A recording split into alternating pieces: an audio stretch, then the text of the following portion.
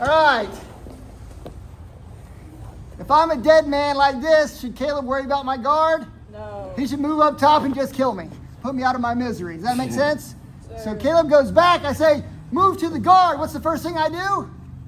Legs up. Legs up. I like that. What is the second thing I do? Wrist control. Wrist control. This is bull crap. This is bull crap. This is weak. This is closed guard with wrist control. Now, Caleb will never put his hands on the mat because number one, I can now elbow him, or I can pull him in, I can neck crank him, or I can go immediately for Kimura lock. It is a bad position. Here's where he lives. Posture. Hands on the belt. I don't have access to much of anything until I move something on him. This is comfortable and good for him. Knees are wide in the base. Live toes. Caleb's like, he's controlling my wrists. I want to pop up, and I want to put some pressure on him, and he might be trying to make an escape. So he pops up. One move. Boom. He's got good control now. He's a triangle. His feet are at the base. His hands are on me. I'm part of the triangle. I shouldn't be able to easily just knock him over. Does it make sense? Sure. Yes, sir. So I grab his base. Then I drop my butt, pinch my knees together. Now, if I do this, he won't go anywhere. If I don't do anything with my hands, I just do this, he's going to hold on. I'm not going to get him anywhere. It's together. Watch my hips raise. And I use that momentum to propel myself into the top position. Make sense? Yes, sir. Yes, sir. Some of you missed some of that. Let's try to do it again. Okay? Sir. One move, pop to the stacked position. One move, grab and drop your hips. Second move, pull and lift him off of his base. We're going to ultimately be in Umpa. So Caleb's going to have me in the guard. And he's controlling my wrists very well. Maybe he's really got a good grip on my uniform. So I go to do big swim, he controls my arm, right? Now if he just holds me by the wrist, I do this, I can do big swim, right? Knee in the butt, push back, free my hand, scoop the leg, make big swim, right? But he's controlling my wrist extremely well. That really leaves me with one good escape, which is guard break and pass. Knee in the butt, push out. He's still controlling my hand, but he can't control my elbow, so that's when I would break and use that one, if that makes sense. Sir. But Caleb is smart. So I've got good posture. I don't want him to roll me. I'm trying to get my arms free. Maybe I do this one a couple times. He lets go and re-grabs. Right? I go to pull away. It doesn't work. I go the other way. He re-grabs. He's just persistent. I don't want to fight him on it. There's better ways to move. Make sense? Sir. So I go to make guard break and pass. He moves his hips back to the middle. Put my knee in his butt. He moves his hips back to the middle. So now I have to do an imperfect or a flawed guard break and pass. If I put my elbow on his knee and push it into my leg, it doesn't go anywhere. Now if it hurts him, he just yanks my elbow. Right? I go to get back to posture. I push down and he yanks my elbow. You see how there's ways to frustrate. So here's what I'm going to do. Push down on his guts. That keeps him from doing a sit-up. Hop up. Right? Now, if I want to, I can put my knee in his butt and make can opener. That's an easy guard break, not using my hands. Who thinks they can do that? There's ways to defend against this, but let's again look at the mechanics of it.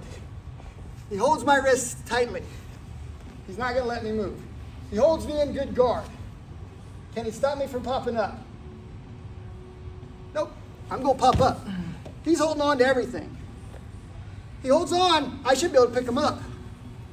Because he's strong. I'm going to put my knee hopefully in his butt, maybe in his lower back.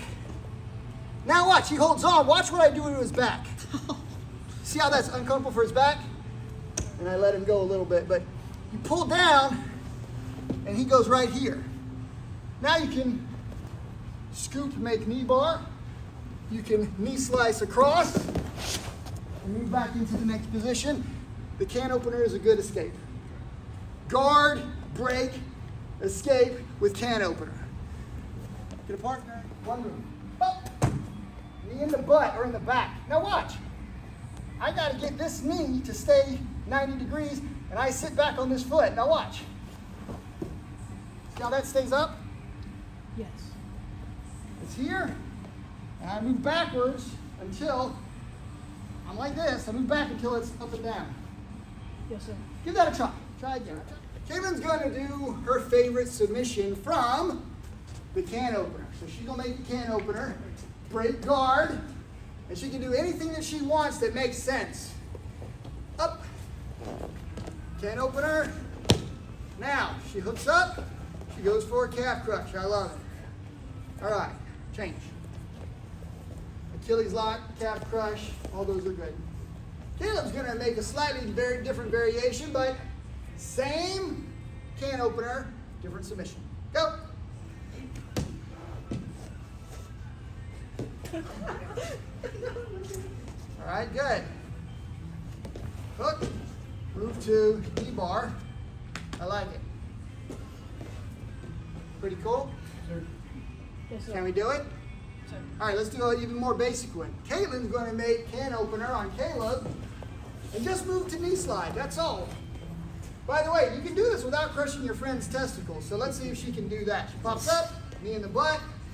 Now, she can knee slice over and move to side control. Does that make sense? Yes, sir. You have some options. A submission or a knee slice. A submission of your choice or a knee slice and then move into position. For every offense, there is a defense, right?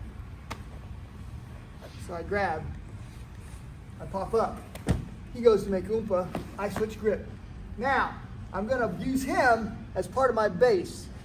If I manage my base well, my knees are bent, it should be hard, though not impossible, for him to Umpa me. Let's see if Caleb gets me down, y'all clap for him. If he doesn't, tell him try harder. Ready? Go. Try harder. Come on, Caleb. All right. So it's hard. That's the point. It's possible, right? So if I'm here and he can't Umpa me, what could he easily do? Look where my hands are.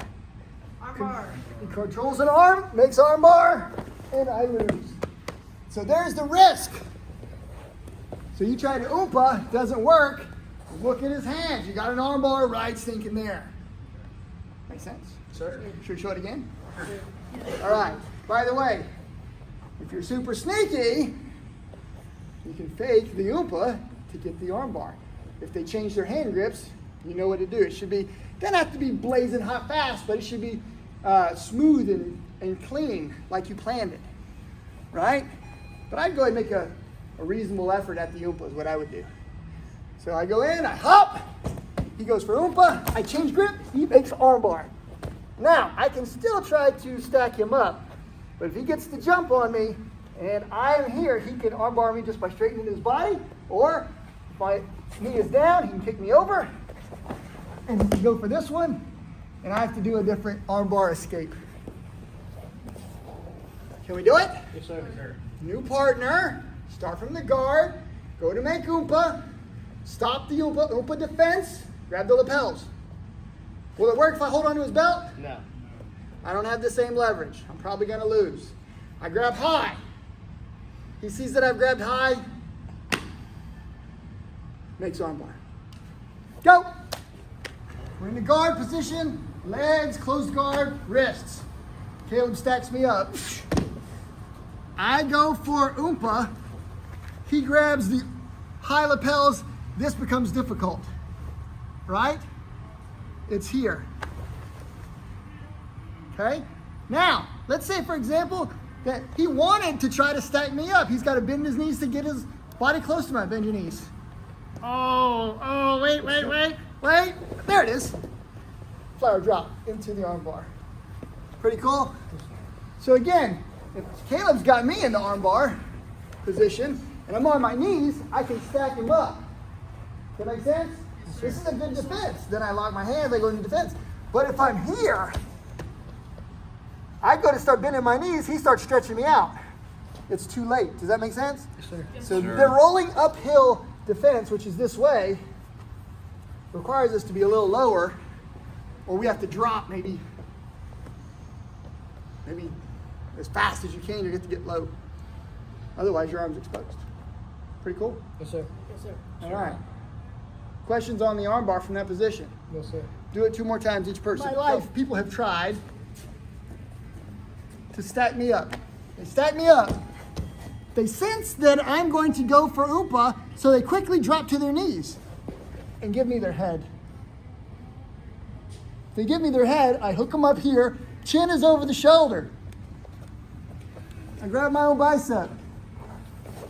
I grab the back of my head and I take up all the space. I cannot choke him from here, but guess what? I start stretching his neck. You see how far I can pull his body? If I leave this locked, I'm going to try to stretch his neck about 6 or 8 inches, right? I can pull to here and he's comfortable. But if I pull to here, I'm going to pop his vertebra, right? He's going to hear that pop, pop, pop sound. All right? So there's a neck crank right there. Let's do that again. So again, people get smart. They're like, I don't want to get Umpa, right? So I'm here, he hops up. I go here, he drops down, and he gives me his neck. You see where his chin is? If he drops his head here, I don't have him. I got to do something different. But when he falls, it almost always lands just like that. Because he doesn't want to bump his face into my head or into my shoulder, so he lifts his head. Almost always. Grab, lock, stretch him. Does that make sense? Yes, sir. Who's ever been neck cranked before?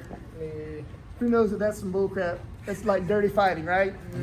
A lot of schools, and if you're a tournament guy, which my tournament days are behind me, they don't allow neck cranks. It's a dangerous move. You can hurt people. But for self-defense, we're a self-defense training school. You can make this neck crank. Who thinks they can do that move? If I leave my arm behind, he should be able to get the head and arm choke.